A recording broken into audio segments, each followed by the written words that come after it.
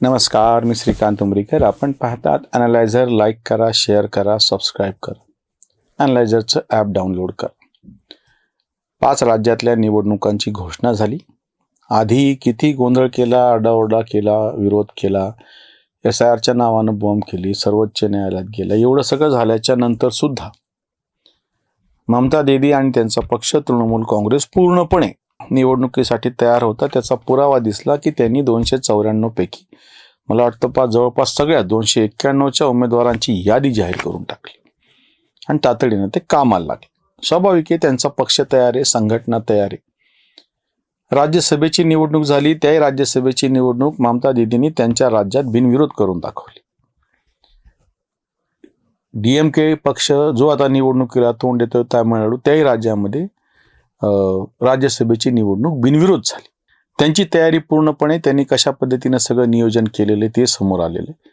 बोंब आहे ती काँग्रेसची. कालच्या व्हिडिओमध्ये आमची एक चूक झाली, त्याच्याबद्दल पहिल्यांदा दिलगिरी व्यक्त करतो. हरियाणामधल्या 2 जागा भाजपला गेल्या असं मी म्हणलो होतं. वस्तुतः 1 जागा ही काँग्रेसला मिळालेली आहे आणि तीही मोठे म्हणजे हाटातटीन.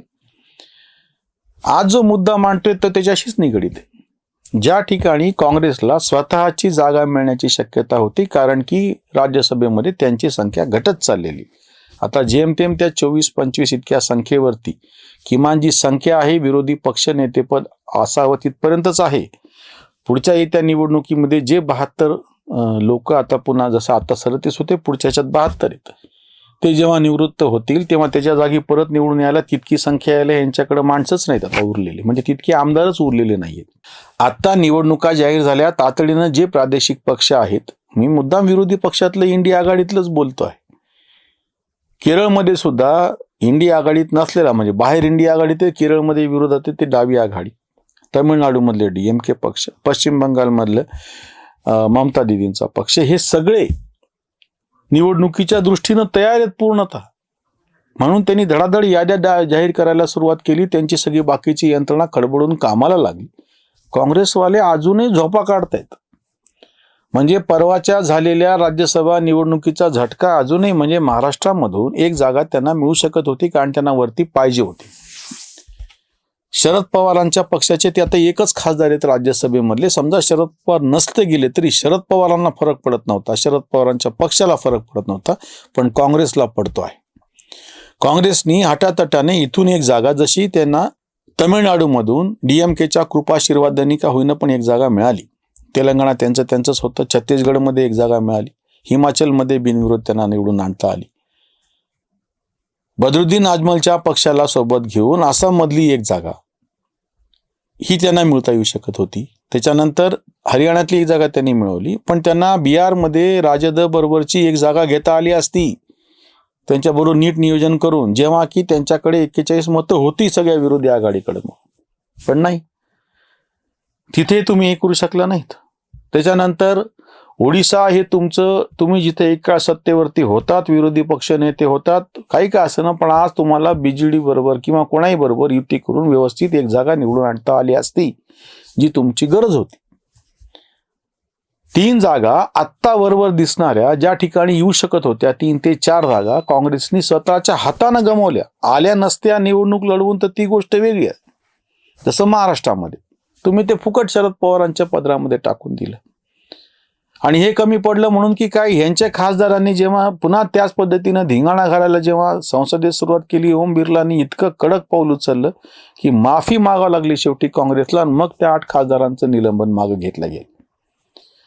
संसदेच्या त्या मकरद्वार ज्याला म्हणतो आपण, ती प्रणाली, त्याच्या दरवाजाच्या पायऱ्यावरती बसून चहा बिस्किटचा जो तमाशा राहुल गांधींनी केला, त्याच्या विरोधामध्ये इतके कडक ताशेरे ओढल्या गेलेले आहेत.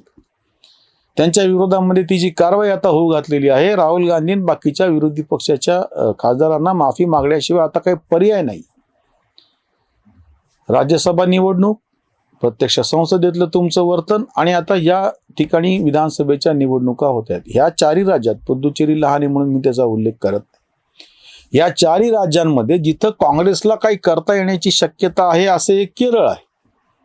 जर व्यवस्थित पद्धतीने नियोजन केलं तर शक्यता आहे तिथं काँग्रेसचं सरकार येऊ शकतं, त्यांची इज्जत वाचू शकते. आसाममध्ये तर खरं तर ते पण तिथे विरोधी पक्षामध्ये त्यांनी जोर लावला तर निदान सत्ताधाऱ्याच्या नंतरचा नंबर 2चा तर पक्ष तो असू शकेल, असेलच. सध्याही आहे. केरळ हे 4 मधले एकमेव राज्य असं आहे की जिथे काँग्रेसला विजय शक्यता आहे. पण काँग्रेस काय करते? के.सी. वेणुगोपाल सारख्या दरबारी राजकारणाला तिथे मुख्यमंत्री पदाचा चेहरा म्हणून कसं पुढं करावं, अशा सगळ्या हालचाली चालू आहेत. बुडत्याचा पाय खोलात म्हणतात ते हा असा. ज्या के.सी. वेणुगोपालच्या विरुद्ध तुमच्याच हरियाणाची जी तुमची सगळी प्रदेश कमिटी आहे तिने तक्रार केलेली आहे. दिल्लीच्या लोकसभा निवडणुकीच्या वेळी दिल्लीच्या लोकांनी तक्रारी केल्या. इतकंच नाही, अरविंद सिंग लवली त्यांचे अध्यक्ष त्यांनी राजीनामा देऊन भाजपची वाट पकडली. भूपेन बोरा त्यांचे जे माजी प्रदेशाध्यक्ष आसामचे त्यांनी राजीनामा दिला, ते भाजपमध्ये गेले. मोहम्मद म्हणून तुमचे ओडिशाचे माजी प्रदेशाध्यक्ष ज्यांची मुलगी आता तिथं आमदार आहे, तिनं क्रॉस वोटिंग केलं म्हणून तिच्यावरती कारवाई झालेली. हे सगळं त्यांनी आधीच सांगितलेलं होतं.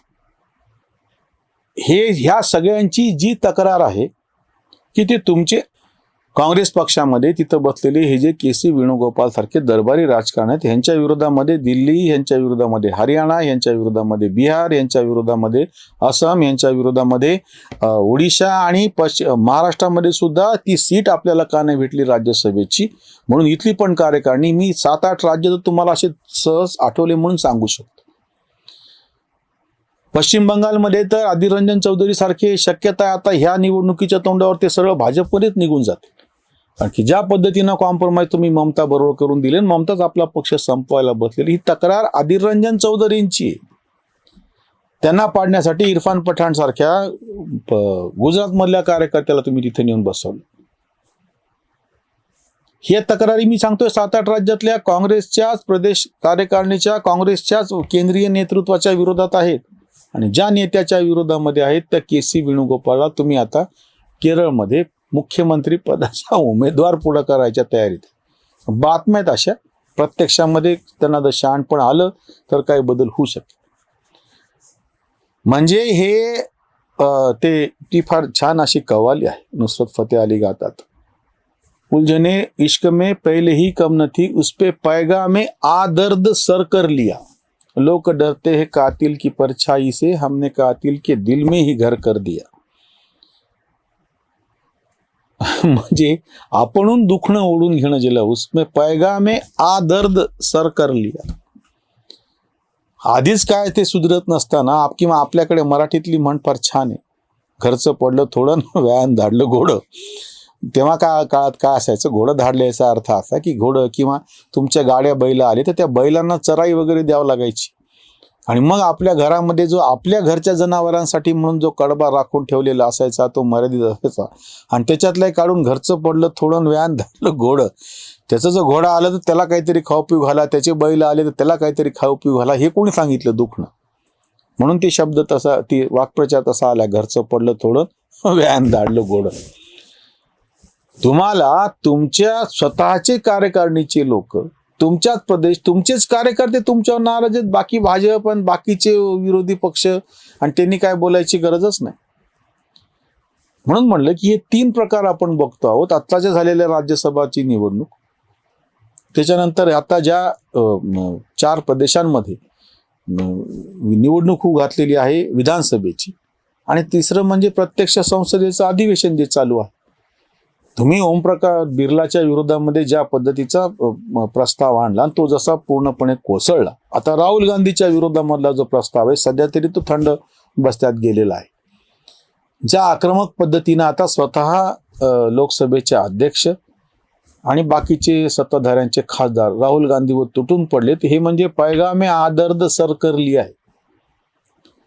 आणि आता जागा वाट पाहून सुद्धा ह्याच्यामध्ये बोंबणार. मी तुम्हाला आत्ताच सांगतो, टीएमसीचं जागा वाटप झाले, डीएमकेने हे करतील, भाजपचा तर काय प्रश्नच नाही, शिस्तबद्ध पक्ष आहे, दावे पण करतील.